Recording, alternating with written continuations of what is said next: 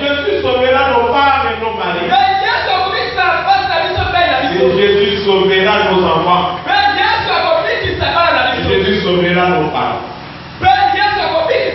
Jésus aujourd'hui dépend de toi. Dépend de moi.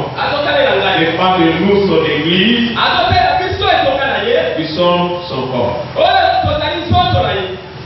Alléluia. Amen. Donc si toi tu ne bouges pas, Jésus ne bougera pas aussi. Si toi tu ne sauves pas, Jésus ne sauvera pas aussi. Dans les textes que nous avons vus, dans Acte 26, Dieu qui se manifeste à Paul, il a choisi pour te mettre à mon service. Et pour que aussi tu sois mon témoin. Pourquoi tu dois être mon témoin? Pour parler des choses que tu as vues. Et pour lesquelles je t'apparaîtrai encore. Après, il dit ceci au verset 18, après que tu leur ouvres les yeux. Ce n'est pas Dieu qui ouvre les yeux des païens, mais il dit toi et moi, nous avons cette puissance, cette responsabilité d'ouvrir les yeux de ceux qui sont dans les ténèbres.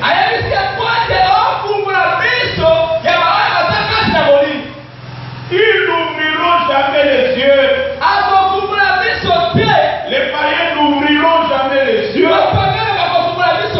Si toi tu ne bouges pas. Et si moi je ne bouge pas. Il dit avec une passe des ténèbres à la lumière. Si toi tu ne bouges pas, ils ne passeront pas des ténèbres à la lumière. Ils ne passeront pas de la puissance de l'esclavage du diable pour la liberté que Dieu a préparée pour ses enfants. Ils ne recevront pas le pardon de leurs offenses. Si tu ne prêches pas, moi je ne prêche pas. Première vérité, Christ est dépendant de son église aujourd'hui.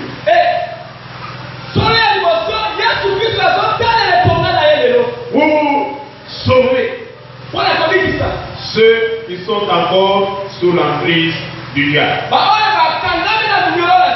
C'est pour cela, bien-aimé, pour cette année, tu prends en conscience. Beaucoup de gens peuvent aller à l'enfer tout simplement parce que toi, tu n'auras pas accompli l'œuvre que Dieu a attendu que tu puisses accomplir.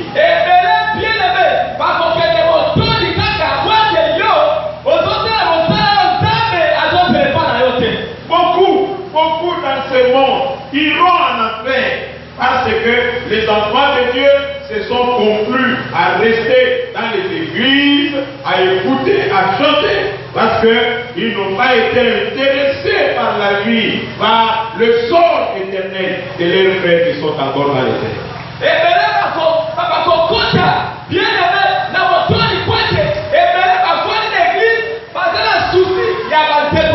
Quelle joie auras-tu à te réjouir dans la présence de Dieu ce jour-là et de voir ton père, ta mère, tes frères, tes amis avec qui tu es à l'aise aujourd'hui en train de brûler dans le feu de la guerre?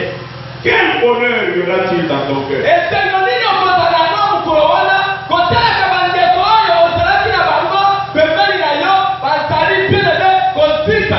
Il y a des choses que tu as écoutées que tu dois témoigner aux autres. Il y a une trompette que tu dois sonner pour que les autres se préparent.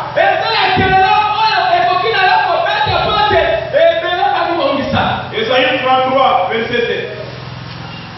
Et toi, fils de l'homme, qui était établi comme sentinelle sur la maison d'Israël,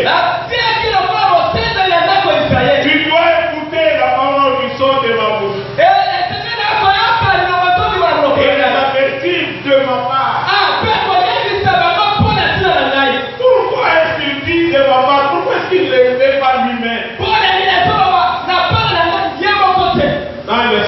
yeux de Dieu, il n'y a que l'homme qui puisse sauver l'homme.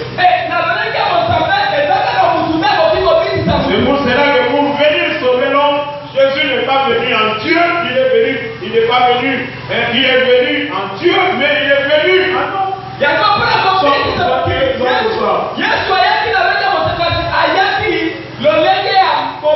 Pour sauver un homme, Dieu lui envoie toujours un homme. Quand j'ai dit aux méchants, quand je dis aux méchants, tu pourras, si tu ne parles pas pour détourner les méchants de sa voie, ce méchant mourra dans son iniquité. Et je te redemanderai son sang. Combien de chrétiens aujourd'hui ont sur leurs mains le sang de leurs frères, de leurs soeurs, de leurs parents, à qui ils n'ont pas témoigné de Jésus-Christ.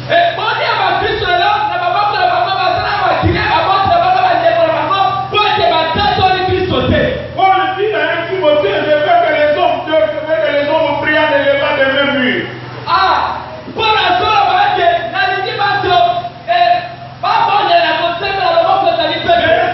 Quand tu élèves tes mains, est-ce qu'elles sont pures? Est-ce qu'elles ne sont pas colorées par le sang de tes frères et de tes soeurs qui ont vécu dans le péché, mais à qui tu n'as pas pu témoigner de la parole?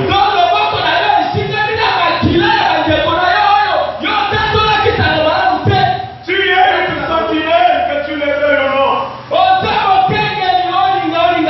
Croire en Jésus est une grâce, croire en Jésus est une responsabilité. Responsabilité vis-à-vis de nos frères et des sœurs, du milieu desquels le Seigneur nous a tirés.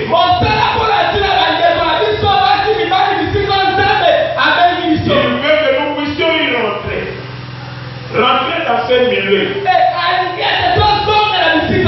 pour aller témoigner de Jésus-Christ. Deuxième vérité, tout chrétien, tout enfant de Dieu, tout disciple du Seigneur, selon son entendement, doit témoigner.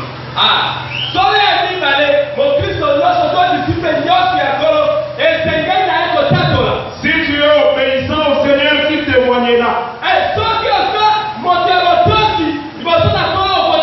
Matthieu 28, le verset 19, c'est le mandat suprême de l'Église, le mandat suprême de Dieu, confère à tout enfant de Dieu.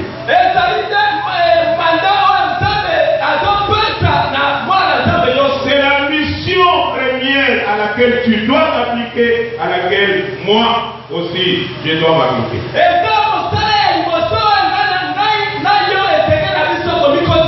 Témoigner de Jésus. La Bible dit, allez. Faites de toutes les nations des disciples. Les baptisants au nom du Père, du Fils et du Saint-Esprit. Au nom du Père, du Fils et du Saint-Esprit. C'est la mission suprême de chaque chrétien. Allez et faire des nations des disciples. C'est aussi par rapport à cette mission que le Seigneur nous a donné le Saint-Esprit.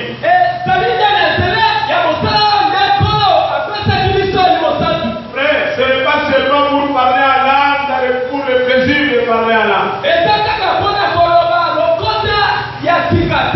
Acte 1, verset 8 dit, mais pour recevoir une puissance,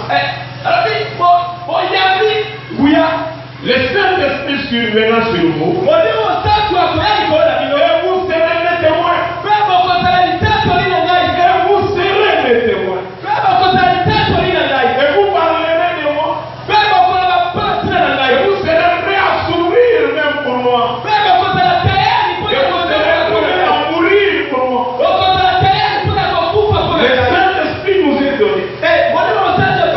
Dans le but témoignage. Vous recevrez une puissance. Quand le Saint-Esprit viendra sur vous, et vous serez mes témoins. Et vous parlerez de moi. Et vous annoncerez mes mystères. Et vous serez prêts à tous les sacrifices pour que cette mission puisse s'accomplir. Or, le Saint-Esprit n'est pas donné à quelques personnes en particulier dans l'Église. C'est donné à tout enfant de Dieu, à tout celui qui a accepté Jésus comme Seigneur et Sauveur personnel.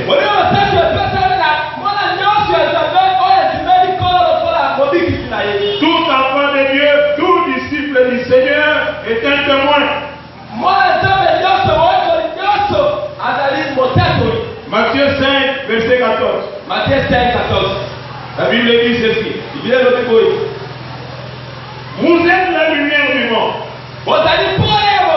Une ville située sur une montagne ne peut être cachée. Et on n'allume pas une lampe pour la mettre sous le boisseau.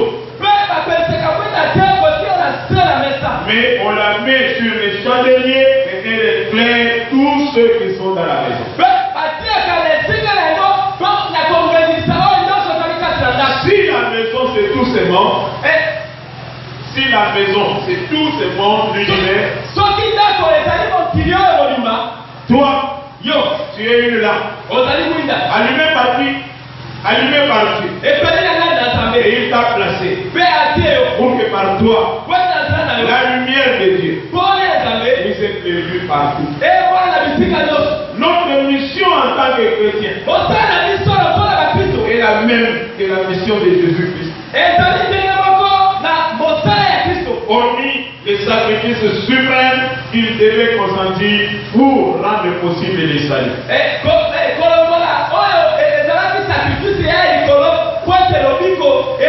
Il est la lumière du monde. Nous aussi. Lui-même dit vous aussi. Vous êtes la lumière du monde. Troisième vérité. Le témoignage ne se fait pas dans l'église. Le témoignage ne se fait pas dans l'église. L'église, nous sommes dans l'œuvre de l'édification et l'adoration du Seigneur. Nous avons enseigné sur la triple mission de l'église. La première qui la tourne vers Dieu dans l'adoration et la louange. La deuxième qui la tourne vers elle-même, c'est l'édification de croyance que nous faisons tous les jours avec des enseignements et différentes formations.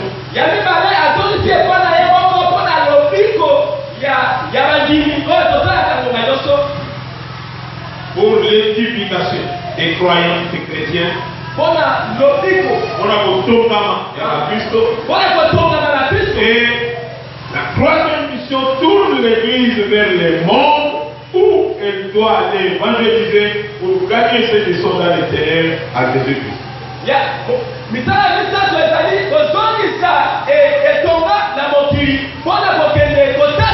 Le témoignage de l'évangélisation, ce n'est pas à l'église. Quand tu vas visiter ton frère, tu es en train de faire du suivi. Ou tu es en train de raffermir les liens de la fraternité qui existe entre nous. Et pour cela, tu ne crées pas de la joie aussi. L'évangélisation, c'est quand tu parles vers des personnes qui ne connaissent pas le Seigneur.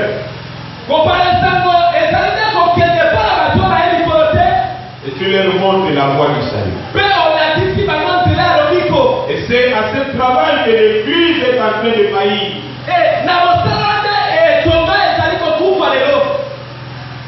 Et l'Église ne remplit pas son rôle. Nous sommes à l'aise quand nous nous visitons nous-mêmes.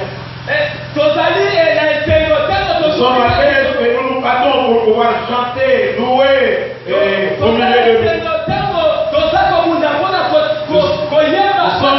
Nous sommes à l'aise quand nous devons prendre la parole au milieu de nous et prêcher la parole de Dieu.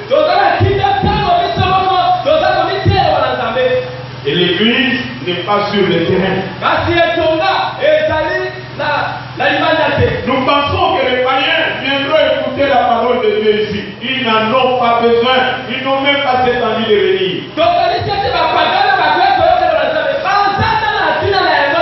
Il faut aller les rencontrer là où ils vivent. Là où ils travaillent. Il faut aller les rencontrer là où ils vont. C'est là qu'il faut les gagner. Afin de les amener dans la maison